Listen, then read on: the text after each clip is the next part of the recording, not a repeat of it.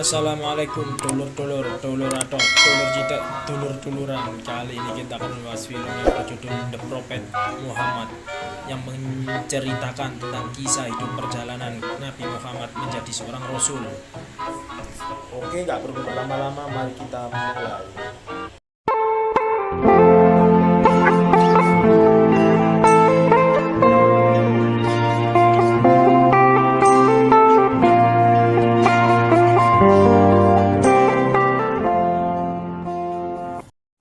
Di awal film, kita diperlihatkan kondisi kota Mekah yang sangat padat akan aktivitas para masyarakat, baik jual beli, adat istiadat, ibadah maupun hal-hal lainnya.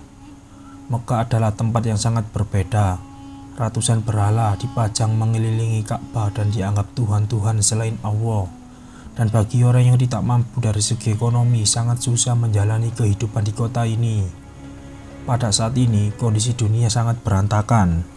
Para masyarakat banyak yang menyembah berhala, menganggap berhala sebagai tempat meminta pertolongan, mengadu nasib dengan sebuah dadu, membunuh anak perempuan karena dianggap malu dan perbudakan perempuan, serta masih banyak lagi hal-hal buruk lainnya.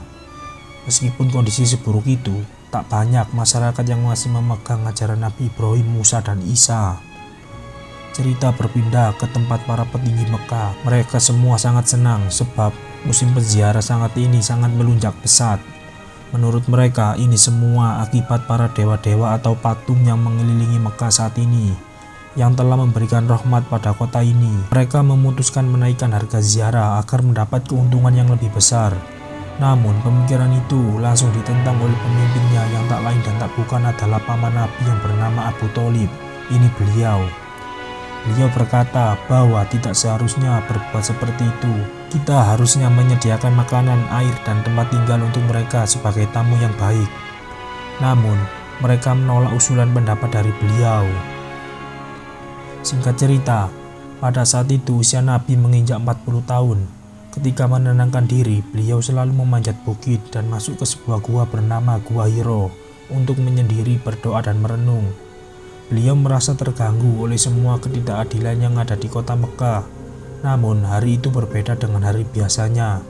Ketika berada di dalam gua, tiba-tiba beliau dikelilingi oleh cahaya terang benderang. Dia melihat sosok tinggi besar dan gagah perkasa. Sosok perkasa itu kemudian berkata, "Bacalah." Namun beliau berkata, "Saya tidak bisa membaca." Makhluk itu mengulanginya hingga 3 kali. Tetapi beliau jawabannya selalu sama, ia tidak bisa membaca.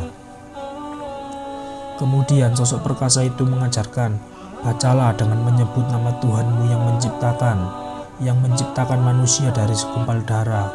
Bacalah dan Tuhanmu lah yang maha pemurah, yang mengajarkan manusia dengan perantaran kolam.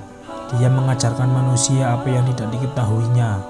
Kemudian sosok itu menghilang. Selepas itu, beliau meninggalkan goa dan langsung bergegas pulang. Di tengah perjalanan, sosok itu muncul lagi. Sosok perkasa itu berkata, "Wahai Muhammad, engkau adalah pembawa pesan Tuhan seluruh alam, dan aku adalah Jibril." Beliau terus memalingkan wajahnya, namun kemanapun dia menoleh, selalu terlihat sosok Jibril dari penjuru arah. Singkat cerita, sesampainya di rumah, beliau menceritakan semua yang beliau lihat dan dengar pada istrinya yang bernama Siti Khadijah. Esoknya, Siti Khadijah menemui sepupunya yang merupakan seorang pendeta. Ia menceritakan apa yang terjadi pada suaminya malam itu. Pendeta itu berkata, "Jika dilihat dari tanda-tandanya, suamimu adalah seorang nabi utusan Tuhan seluruh alam. Kelak orang-orang akan membencinya dan menuduhnya berbohong serta melakukan kejahatan lainnya. Suamimu akan diasingkan." Mengapa saya bisa tahu? Sebab hal itu sudah terjadi pada nabi-nabi terdahulu yang saya pelajari dari Alkitab. Engkau harus mempercayai dan mendukung suamimu itu. Semenjak kejadian itu, Nabi Muhammad mulai terbiasa dengan itu semua dan mulai menyebarkan ajaran yang disampaikan Tuhan padanya. Singkat cerita, selama 3 tahun beliau mengajarkan Islam secara diam-diam. Mulai saat itu ajaran yang dibawa Muhammad mulai dikenal. Banyak masyarakat yang mengikuti ajaran beliau, diantaranya ialah putra Zaid, Ali, Umar, Abu Bakar, dan lain-lain. Hal itu tak lain dan tak bukan sebab ajaran Islam merupakan ajaran yang mulia dan mudah diterima, baik rohani maupun jasmani, meskipun pengikutnya banyak dari kalangan orang tidak mampu. Oleh karena itu, Orang-orang kafir sangat benci kepada ajaran Muhammad dan menganggap Muhammad telah merusak ajaran para leluhur serta menghalangi segi ekonomi mereka, yang dimana banyak masyarakat serta peziarah yang mulai meninggalkan menyembah patung dan mulai menyembah pada satu Tuhan, yaitu Allah. Setelah 3 tahun berdakwah sambil bersembunyi, akhirnya beliau memutuskan untuk berdakwah terang-terangan. Bersama para pengikutnya, beliau menyuruh para masyarakat Mekah untuk berkumpul di Bukit Sofa. Dia berkata, "Wahai saudaraku, sesungguhnya apakah kalian percaya bila di balik bukit itu terdapat pasukan yang akan menyerang kita? Sesungguhnya kami percaya dengan apa yang engkau katakan Muhammad, sebab engkau adalah orang yang bergelar Al-Amin, orang yang jujur. Maka apakah kalian percaya jika aku adalah seorang nabi utusan Tuhan yang mengajak kalian meninggalkan dewa-dewa itu dan hanya menyembah pada satu Tuhan, yaitu Allah?" Namun dengan lantang Abu Lahab berkata, "Wahai Muhammad, celakalah engkau, hanya karena ini engkau mengumpulkan kami di sini." Nabi Muhammad pun dilempari batu, sampah dan lain-lain. Namun dengan gigi para pengikutnya melindungi beliau. Singkat cerita, kita diperlihatkan seorang budak pengasuh kuda. Beliau bernama Bilal. Bilal merupakan budak yang sudah lama mengikuti ajaran Nabi secara diam-diam agar tidak diketahui majikannya selama kurang lebih 3 tahun. Dikarenakan sudah ketahuan, beliau pun disiksa dan disuruh murtad oleh majikannya. Namun beliau enggan melakukan itu, meskipun harus mati. Ketika ajal sudah di depan mata, tiba-tiba datang seruan Abu Bakar yang menebus Bilal dengan 10 keping emas. Setelah itu kita diperlihatkan para pemimpin Quraisy yang sedang melakukan rapat. Rapat itu membahas tentang berkembang cepatnya ajaran yang dibawa Muhammad.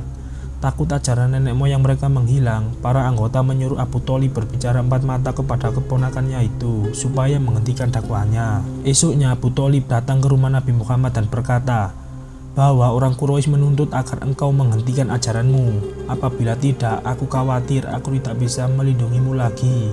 Aku sudah tua Muhammad. Aku tahu ajaranmu memang benar dan sangat penting. Aku tidak mau ada pertikaian.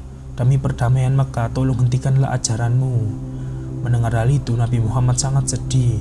Setelah itu Nabi Muhammad datang ke Ka'bah untuk meminta petunjuk kepada Allah. Namun sesampainya di sana, beliau dicaci maki oleh orang-orang Quraisy dan juga Abu Jahal. Hamzah yang melihat hal itu sangat marah. Para petinggi Quraisy tidak kehabisan akal, terutama Abu Lahab dan Abu Jahal. Dia mempunyai rencana cerdik. Dia memutuskan untuk mengasingkan orang muslim dari Mekah dan memboikot hal-hal apapun yang berasal dari orang muslim. Hal itu membuat banyak kaum muslim takut dan mengungsi. Kemudian membuat perkemahan di sebuah bukit untuk tinggal sementara di sana. Tak lama dari itu, istri Nabi Muhammad, Siti Khadijah radhiyallahu anhu meninggal. Istri yang menemani Rasul dari awal sampai akhir, orang yang pertama masuk Islam. Kaum muslim pun menyebut ini sebagai tahun kesedihan, sebab paman Nabi Muhammad yang paling dicintai Nabi Muhammad selama ini dan melindungi beliau dari kejahatan paman lainnya, yakni Abu Thalib, juga meninggal pada saat itu. Sepeninggal Abu Thalib, kursi kepemimpinan Abu Thalib diambil oleh Abu Jahal dan Abu Lahab. Mereka berdua amat dendam pada kaum muslim, terutama Nabi Muhammad. Semenjak kejadian itu, hari-hari umat muslim di Mekah sangat sulit. Semua akses kaum muslim dibatasi, kekerasan, fitnah, dan yang lainnya merajalela. Sungguh amat berat kehidupan kaum muslim pada waktu itu. Oh ya bro, kalau ini semisal ada kesalahan tolong dikoreksi bro ya. Saya juga belum pandai-pandai paham ini bro. Maaf bila ada kesalahan. Beliau adalah Barro, ini orangnya. Beliau berasal dari kota Yathrib. Dulu beliau dan 12 orang temannya singgah di kota Mekah dan tidak sengaja mendengar dakwah Nabi Muhammad, kemudian memutuskan masuk Islam. Setelah itu beliau pulang ke Yathrib dengan membawa ajaran Islam dan membuat Islam terkenal di sana. Bahkan ratusan orang sudah memeluk Islam.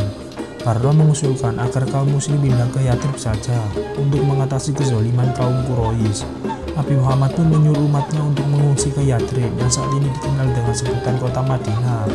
Para kaum muslim pun berangkat ke Madinah tepat tengah malam secara bergantian supaya tidak ketahuan. Cerita berpindah ke tempat pemimpin Quraisy. Di sana mereka sedang membahas tentang desas-desus kepindahan kaum muslim ke Madinah. Mereka takut apabila Islam berkembang di sana dan ideologinya menyebar ke seluruh wilayah sekitar. Tak lama kemudian datang seorang berpenampilan serba tertutup yang muncul entah dari mana. Dia berkata, "Sebelum semua ini terjadi, kita harus membunuh Muhammad." Para petinggi yang mendengar hal itu terkejut dan ada pula yang setuju. Akhirnya setelah berdiskusi panjang lebar, mereka pun sepakat membunuh Muhammad secara diam-diam pada tengah malam. Ketika waktu menunjukkan tengah malam, rencana pembunuhan itu pun dimulai. Namun atas izin Allah, Nabi Muhammad sudah mengetahui hal itu. Ketika hendak melakukan pembunuhan, tiba-tiba para pembunuh bayaran itu tertidur semua. Hal itu membuat Nabi Muhammad berhasil kabur dan bersembunyi di dalam gua bersama Abu Bakar. Ketika mereka bangun, alangkah terkejutnya, ternyata yang ada di balik selimut itu adalah Ali. Para petinggi Quraisy pun mengadakan sebuah sayembara. Bagi siapa saja yang berhasil membunuh Muhammad akan mendapatkan 100 ekor onta. Para pembunuh bayaran pun banyak yang berpartisipasi dalam sayembara itu. Ketika berada di dalam goa, Nabi Muhammad hampir saja ketahuan jikalau tidak diselamatkan oleh para tentara Allah, yaitu laba-laba dan burung. Setelah dirasa aman, akhirnya beliau keluar dan berencana langsung pergi ke Madinah. Saat beliau pergi, beliau memandangi kota Mekkah, di mana kota itu merupakan tempat kelahirannya yang sangat indah dan juga banyak kenangan indah di sana bersama istrinya. Singkat cerita, akhirnya beliau sampai di Madinah dengan selamat. Para penduduknya menyambut beliau dengan rasa hormat serta gembira, dan mereka semua pada saat itu saling bersyukur atas semua hal yang mereka lalui. Sungguh indahnya pemandangan pada saat itu. Semenjak saat itu, untuk pertama kalinya para muslim dapat beribadah dengan tanpa rasa takut. Hari-hari panjang yang diisi dengan kerja keras, tapi mereka semua tetap berbahagia dan mereka pun bergotong royong membuat sebuah masjid. Nabi Muhammad mengajarkan kepada kita semua bahwa kita adalah saudara, satu komunitas yang bahu-membahu dalam doa. Dan beliau berjanji bahwa di Madinah ini akan selalu damai, terlepas dari ras, agama, suku, atau semacamnya. Cerita berpindah ke Mekah. Di sana, para kaum Quraisy mengumpulkan semua barang-barang yang berbau muslim untuk dilenyapkan dan dijual ke Damaskus. Mereka juga terus-menerus memboikot perdagangan kaum muslim. Dan jika terus-menerus dibiarkan, tak sedikit kaum muslim yang kelaparan. Beliau pun memutuskan untuk pergi menemui mereka, untuk berdiskusi dan membawa kembali apa yang menjadi hak kaum muslim. Bersama 300 pasukannya, Nabi Muhammad mulai berangkat menuju persinggahan kaum para Quraisy. Nabi Muhammad mulai berangkat menuju persinggahan para kaum Quraisy untuk berdiskusi mengenai masalah yang terjadi. Namun, kaum Quraisy mengetahui hal itu dan meminta bala bantuan, sehingga pasukan Rasulullah kalah jumlah. Niat hati hanya ingin diskusi, kaum Quraisy menginginkan sebuah peperangan. Peperangan itu pun tak bisa dihentikan, meskipun kalah jumlah, kaum muslimin tidak gentar. Berbekal kekuatan iman, dan ini bukan teroris kayak di TV-TV yang mengaku beriman lalu bom bunuh diri ke orang yang tidak sepaham dengannya. Jika tidak sepaham, kita harus menghormati. Islam tidak seperti itu bro, Islam itu damai. Akhirnya peperangan besar itu pun terjadi. Perang itu terjadi di Sumur Badar dan dikenal sebagai Perang Badar. Dalam perang itu Abu Jahal tewas dengan kepala terputus di tangan dua anak muda muslim. Bahkan sebelum kematiannya, Abu Jahal berpesan pada anak muda itu untuk menyampaikan bahwa dia akan selalu menjadi musuh Nabi, baik hidup maupun mati. Dan kemudian perang itu pun dimenangkan oleh kaum muslimin. 7 hari setelah perang Badar, kita diperlihatkan kondisi Abu Lahab yang sedang sakit parah dan akhirnya meninggal dengan kondisi menyedihkan. Di sana kita juga diperlihatkan kaum Quraisy bersiap-siap dan akan melakukan perang balasan, yang dimana mereka mengumpulkan dan membeli berbagai macam keperluan perang, diantaranya senjata, kuda, dan lain-lain, untuk menunjukkan kepada kaum muslim siapa yang mempunyai kekuatan paling hebat. Singkat cerita, kabar tentang pasukan Quraisy sampai di telinga para kaum muslimin. Kaum Quraisy memiliki persenjataan lengkap dan juga 3.000 pasukan yang siap menggempur kaum muslimin. Sedangkan kaum muslimin cuma berjumlah 700 pasukan. Setelah berkonsultasi kepada Nabi, tercetuslah ide. Beliau pun menyuruh kaum muslim untuk mendekati musuh di Gunung Uhud. Peperangan itu pun tak dapat terelakkan. Perang itu disebut sebagai Perang Uhud. Beliau memerintahkan pasukan pemanah agar tidak turun dari gunung meskipun menang atau kalah. Peperangan antara kaum muslim dan kafir sangat menegangkan. Bahkan Nabi Muhammad sampai terjatuh dan kepalanya berdarah-darah akibat terkena serangan. Walaupun kalah pasukan, kaum muslimin berhasil memukul mundur orang-orang kafir dan akhirnya kesempatan menang sudah berada di tangan kaum muslim. Namun hal itu membuat para pasukan pemanah lupa dengan pesan Rasul dan segera terjun ke bawah untuk mengambil harta rampasan perang. Tanpa disangka muncullah Khalid bin Walid, pemimpin pasukan berkuda orang kafir, yang langsung menyerbu kaum muslim dan membuat kedudukan berbalik.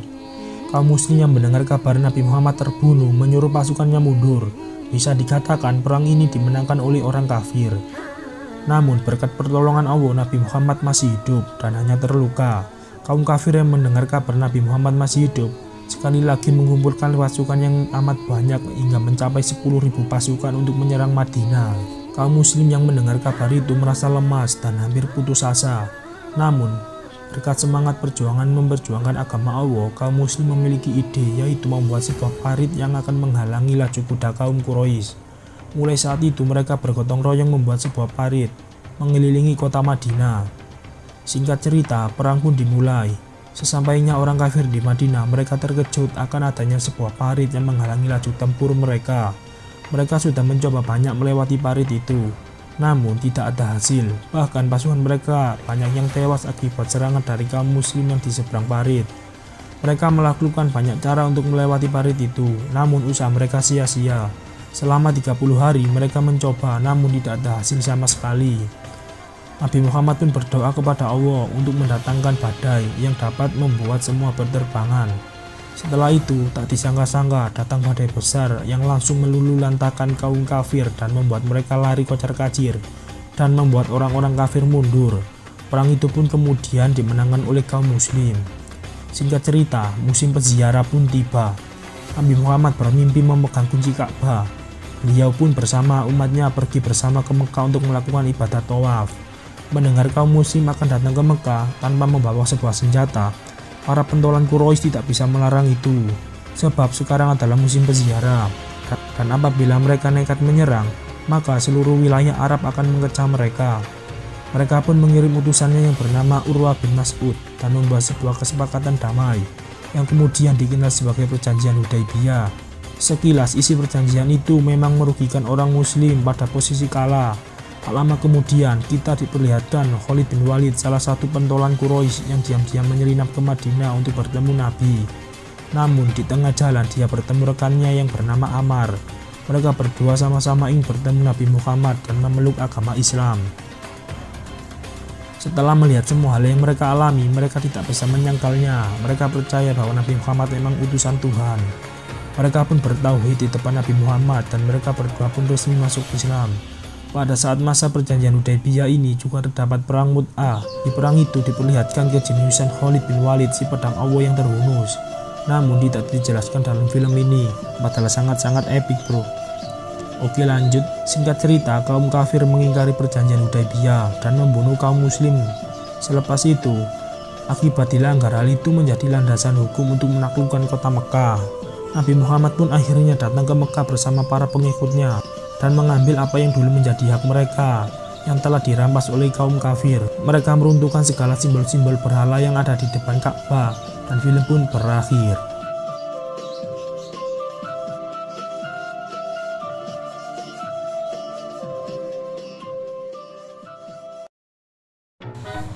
Terima kasih telah menonton dulur-dulur. Maaf bila ada kekurangan atau salah kata yang tidak berkenan atau kesalahan jalur cerita. Saya mohon maaf sebesar-besarnya dan mohon disantumkan kritik agar bisa menjadi lebih baik kepada diri saya maupun orang lain. Terima kasih. Wassalam, salam sukses, salam hebat, salam Zas Indonesia.